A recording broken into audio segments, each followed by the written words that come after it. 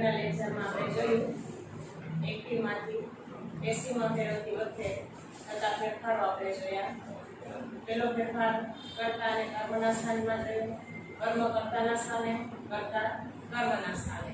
ત્યાર પછી કાળ પ્રમાણે m is there was there plus v3 by ઉમેરવું અને કર્તાનું કર્મ વિભક્તિ મૂકવું. આટલા ફેરફાર આપણે આગળના લેક્ચરમાં જોયા. હવે આપણે એક પછી એક કાળનું પેસિવ જોતા જઈએ. એમાં સૌ પહેલા આપણે સાદા વર્તમાન કાળનું પેસિવ જોઈએ. પહેલા હકાર વાક્ય, એક્ટિવ વોઇસ, કર્તા, ક્રિયાપદ, કર્મ.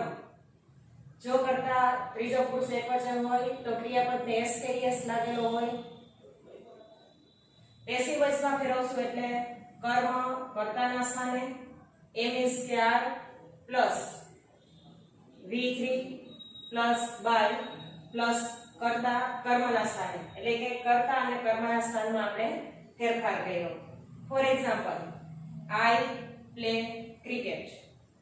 Cricket is played by me.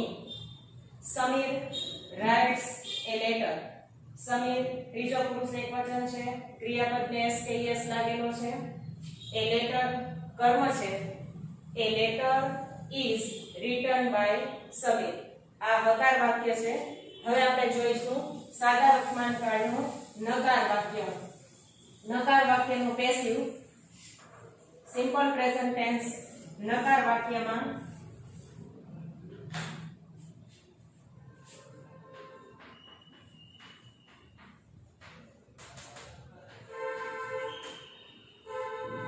Active voice, कर्ता प्लस डू के डज, नॉट, क्रियापद प्लस कर्म. आ सादा वर्तमान काळનું નકાર વાક્ય છે. હવે પેસિવમાં ફેરવશું એટલે કર્તા અને કર્મના સ્થાનમાં આપણે ફેરફાર કરશું. કર્મ કર્તાના સ્થાને આવશે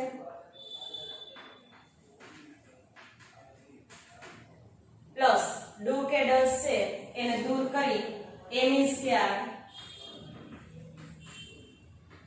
plus v3 plus by plus કર્તા કર્મના સ્થાને.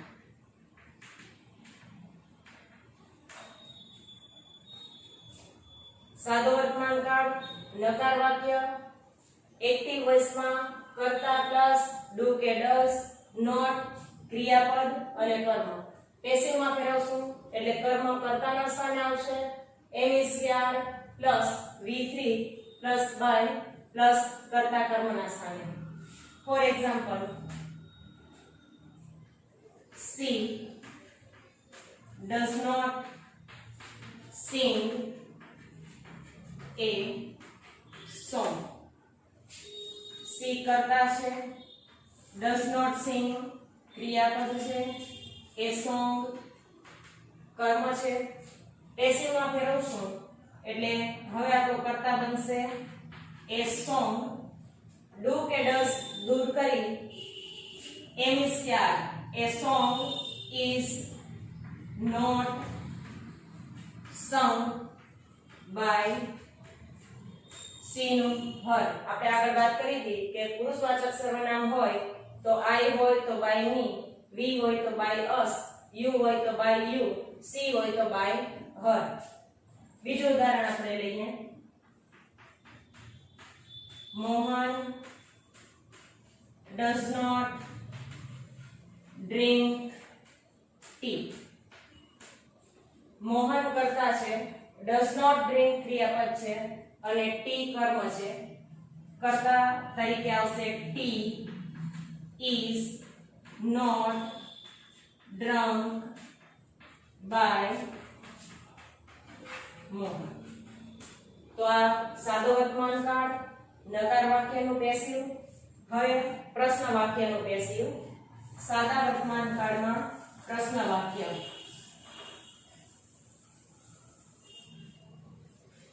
સાદા વર્તમાન કાળમાં પ્રશ્ન વાક્યમાં વાક્યની શરૂઆતમાં ડુ કે ડઝ પ્રશ્ન વાક્યનું પેસિવ.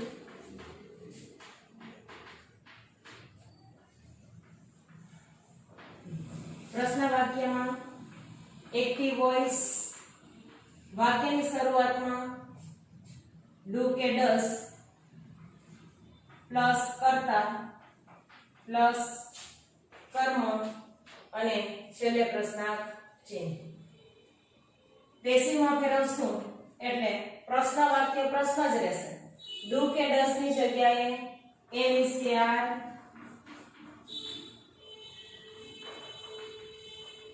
પ્લસ હવે કર્મ કર્તાના સ્થાને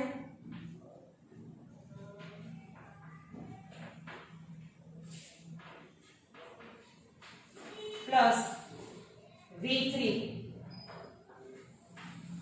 પ્લસ બાય પ્લસ કર્તા કર્મના સ્થાને પ્લસ પ્રશ્નાર્થ ચિહ્ન. પ્રશ્ન વાક્ય પ્રશ્ન જ રહેશે, વિધાન નહીં થઈ જાય. For example, does Lata sing a song? Question mark. પેસિવમાં ફેરવશું is a song sung by Lata? Question mark. બીજું એક્ઝામ્પલ આપણે લઈએ. Do children play cricket? Is cricket played by children? તો જો મિત્રો, પેસિવમાં ફેરવશું પ્રશ્ન વાક્ય જ રહેશે. સાદો વર્તમાન કાળ છે. પ્રશ્ન વાક્યની શરૂઆતમાં ડુ કે ડઝ કર્તા કર્મ ક્વેશ્ચન માર્ક. પેસિવમાં ફેરવશું એટલે ડુ કે ડઝ ની જગ્યાએ એમ ઇઝ કે આર પ્લસ કર્મ કર્તાના સ્થાને plus V3 plus by plus કર્તા કર્મના સ્થાને, એટલે કે કર્તા અને કર્મના સ્થાનમાં જેમ ફેરફાર કરવાનો છે એમ જ. For example, does Lata sing a song? Do કે ડઝ દૂર કરીએ, એ સોંગ આ કર્મ છે, આ કર્મ પ્રમાણે આપણે એમ ઇઝ કે આર મૂકવાનું છે. Is a song sung by Lata question mark. Do children play cricket? Children કરતા છે, પ્લે ક્રિયાપદ છે, ક્રિકેટ કર્મ છે. પેસિવમાં ફેરવશું એટલે ડુ કે ડઝ ના સ્થાને એમ ઇઝ કે આર ઇઝ ક્રિકેટ પ્લે નો V3 પ્લેડ બાય ચિલ્ડ્રન. તો આ સાદા વર્તમાન કાળમાં આપણે હકાર નકાર અને પ્રશ્ન વાક્ય રચના જોઈ. એટલે કે કર્તા અને કર્મના સ્થાનમાં ફેરફાર કરો, એમ ઇઝ કે આર પ્લસ V3 મૂકો પ્લસ બાય અને પ્લસ કર્તાના સ્થાને કર્મ કર્મના સ્થાને કર્તા. આ ફેરફાર આટલો કરવાનો. હવે આવશે સાદા ભૂતકાળનું પેસિવ. આપણે સાદા વર્તમાન કાળનું પેસિવ જોયું, હવે આવશે સાદા ભૂતકાળનું પેસિવ.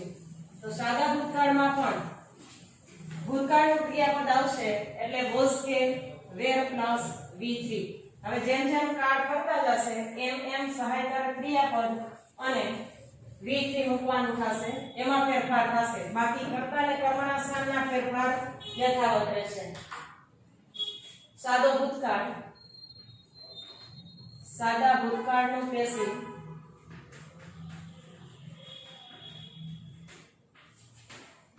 મોટા ભાગે પેરેગ્રાફ સાદા ભૂતકાળનો પૂછાતો હોય છે.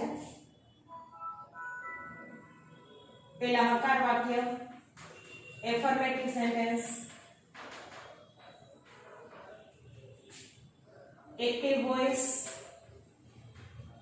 કર્તા, ભૂતકાળનું ક્રિયાપદ,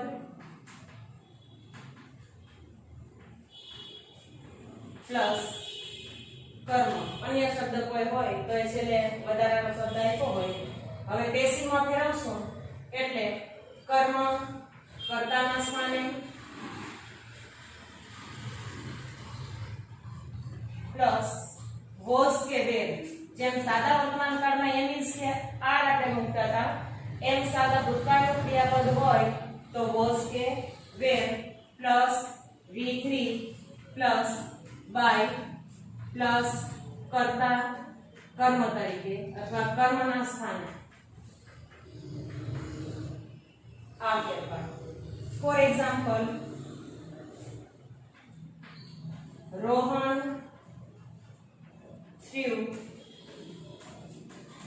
a ball. ક્રિયાપદ ઉપરથી તમને કાળની ખબર પડશે. threw છે ભૂતકાળનું ક્રિયાપદ છે. પેસિવમાં ફેરવશો એટલે એ બોલ છે આપણો કર્તા બનશે.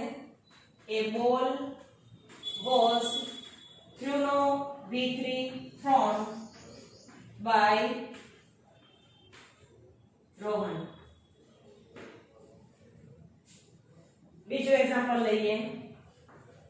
children drew pictures. હવે આપણું કર્મ છે પિક્ચર્સ છે બહુવચન છે.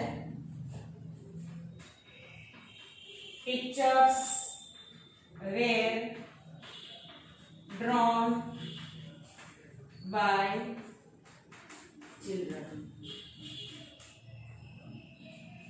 આ હવે આપણો કર્તા બની ગયો. એ પ્રમાણે આપણે વોઝ કે વેર મૂકવાનું થાય. ચિલ્ડ્રન છે એ કર્તા છે, ડ્રુ ભૂતકાળનું ક્રિયાપદ છે, પિક્ચર્સ કર્મ છે. પેસિવ વોઇસમાં ફેરવીએ છીએ એટલે પિક્ચર્સ છે એ કર્તાના સ્થાને આવ્યું, બહુવચન છે એટલે વેર મૂકશું. ત્યાર પછી ડ્રુ નું V3 ડ્રોન બાય ચિલ્ડ્રન, કર્તા અને કર્મના સ્થાનમાં ફેરફાર. નકાર વાક્ય. આ હકાર વાક્ય રચના થઈ. હવે આવશે નકાર વાક્યનું પેસિવ. સાદા ભૂતકાળમાં નકાર વાક્ય. સાદા ભૂતકાળનું નકાર વાક્ય બનાવવું હોય કે પ્રશ્ન વાક્ય બનાવવું હોય તો આપણે ડીડ ની સહાય લઈએ છીએ. નકાર વાક્ય. નકાર વાક્યનું પેસિવ.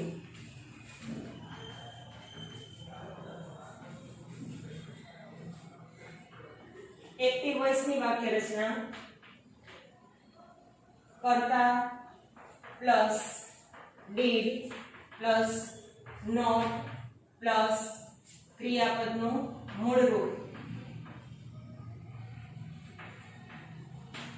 પ્લસ કર્મ. હવે પેસિવમાં ફેરવશું એટલે કર્મ અને કર્તાના સ્થાનમાં જેમ ફેરફાર છે એ જ રીતે કર્મ કર્તા તરીકે પ્લસ ડીડ નીકળી જાય. જેમ ડુ કે ડઝ ને દૂર કરીને આપણે એમ ઇઝ કે આર મૂકતા હતા એવી જ રીતે ડીડ ને દૂર કરી અને વોઝ કે were plus V3 plus not plus V3 not plus V3 plus by plus કર્તા કર્મના સ્થાને.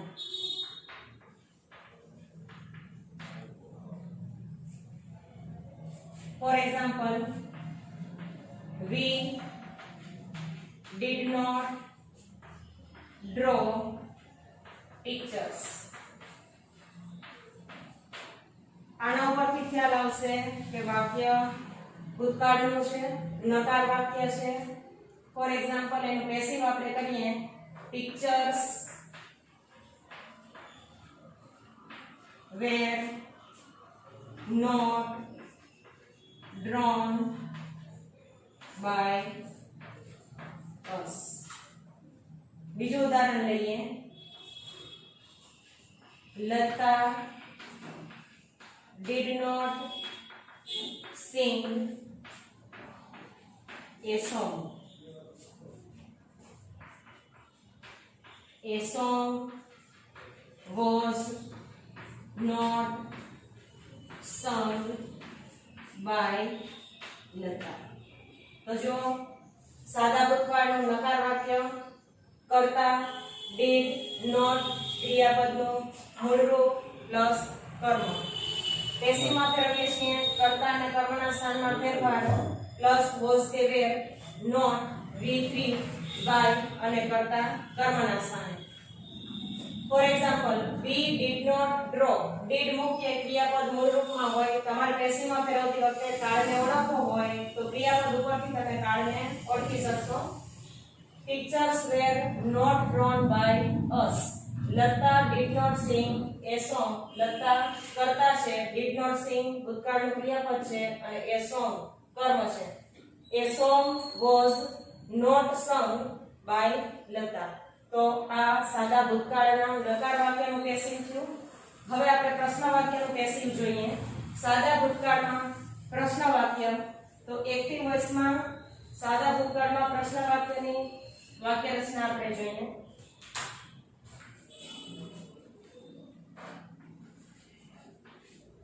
પ્રશ્ન વાક્યનું પેસિવ.